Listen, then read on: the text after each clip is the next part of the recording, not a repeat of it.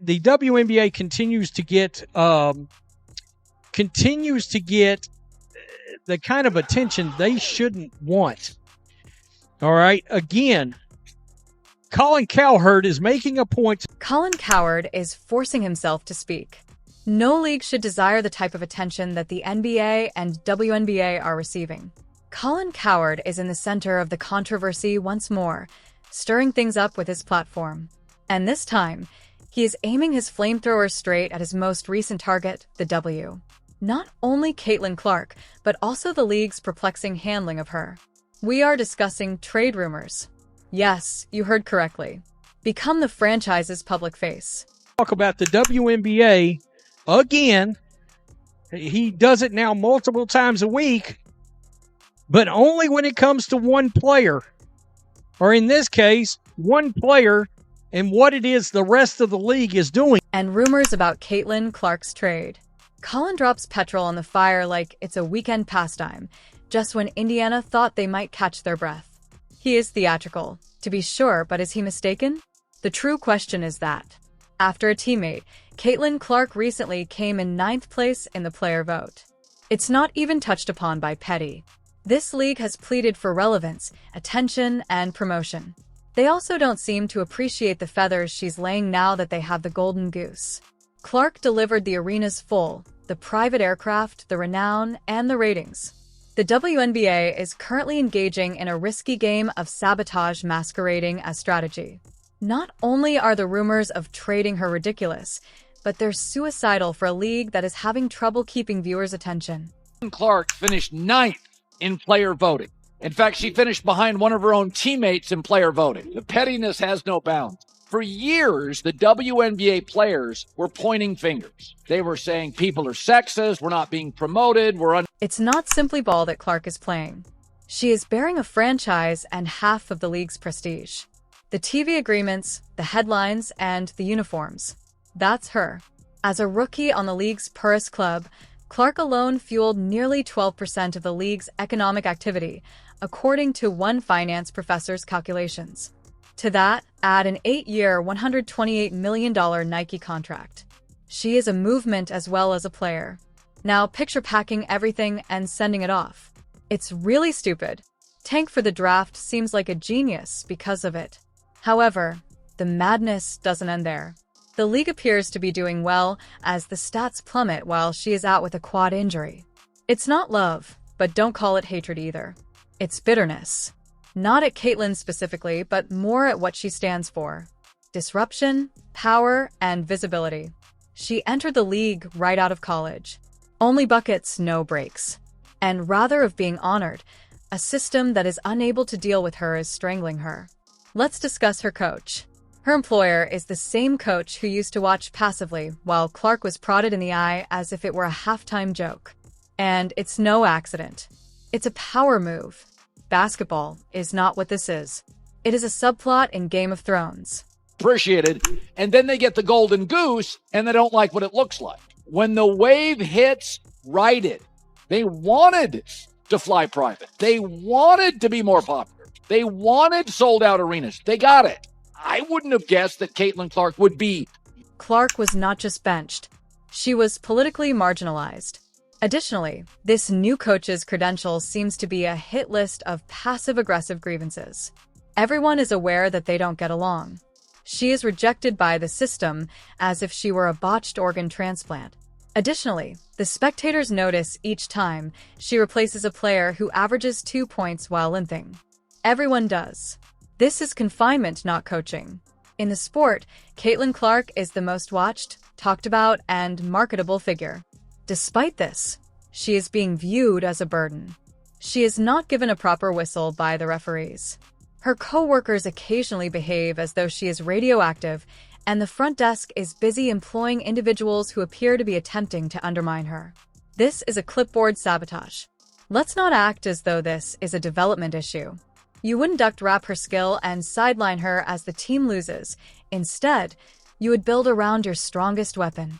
Steph Curry confronts the media frenzy in Clark. Additionally, the league is attempting to construct a dam rather than ride the wave. Why? Due to the fact that she challenges the established quo. No one else has what she does. Make use of leverage. Really them cutting her down, because when you look at fan voting, obviously Clark is one, right? Because she has the most fans in the league. So that clearly biased. You go to the media voting. She was 3. They're frightened by that. She is dangerous because of that. Additionally, you sideline a star when you are unable to govern her. For the media, you grin. Use phrases like system fit and seem as though everything is planned. We're not blind, though. Fit isn't the objective here. It has to do with fear. They are afraid of what she may turn into. They worry that one player has the power to completely change the course of a league that has been established on collective identity rather than individual skill. They want her to be quiet because of this. The coach was recruited specifically to slow her down, not to assist her. Furthermore, if it seems like a conspiracy, that's because it is. Every difficult news conference, every post-game comment, and every replacement is infused with politics. And if you continue to believe that this is only a typical developing discomfort for rookies, think about this. Fans ranked Clark first, the media ranked him third, and players placed him ninth. The ninth. Do you believe that has to do with basketball? Then why did guys who ostensibly don't think she's that talented double-team her at three-quarters court? Make sense of it. Unfortunately, it doesn't. I agree. She's not having the best of years this year. She's actually, her shooting is down. Exactly. There's been a number of situations that she's just not played her best ball. But she is still much, This is no longer basketball. This is no longer basketball. It's retribution cloaked in a procedure. And Clark, while everyone else schemes as if it were a political campaign, she's out here taking it on the chin, doing her job, and avoiding controversy. They oppose her taking the lead. Silencing her is what they desire.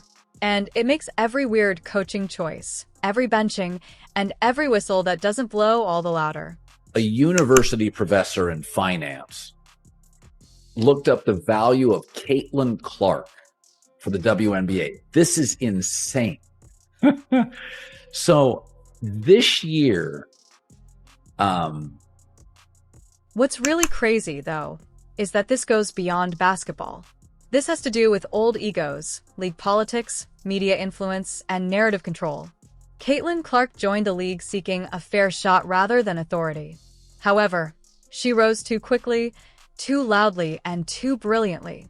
The animosity began to simmer as soon as her jersey sold out before she had a minute to play. The story is as ancient as time itself. Clark is the biggest gatecrasher women's basketball has ever seen, and gatekeepers despise the new guard. Even worse, she hasn't done anything wrong. She doesn't indulge in pointless behavior. She doesn't trash talk the detractors. She comes up, works, competes, and represents the league with class. She has been called too quiet or too affluent as a result. Consider that. You will be loathed if you don't, and damned if you do. Although she isn't attempting to save the league, it is in dire need of rescue. as a rookie on the worst team in the league when she entered it. So now she has an 8-year, $128 million deal with Nike. So, you know, she's going to eat. And so they isolate her as a political trap rather than honoring her. What about the coach? She wasn't hired by the Indiana Fever because of her offensive prowess. She was hired because of her ability to confine Clark. This has nothing to do with coaching up. It has to do with controlling down, preventing the golden goose from taking off too quickly or too far. The system desires command, and Clark puts that at risk. You can be sure that the players who voted her 10th did so. Many are veterans who have seen their numbers decline while Clark was the star.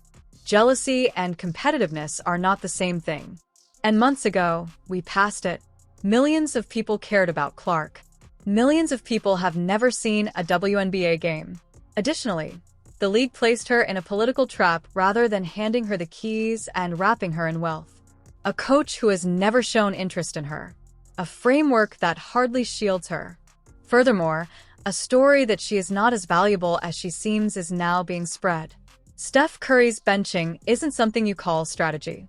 Saying that it's just part of the game is not acceptable when your star is pummeling on the court. You safeguard your resources. Unless you're attempting to obscure them, you raise your stars. The issue with the idea is this: it never succeeds. The supporters are not stupid. They are aware of the main character's identity.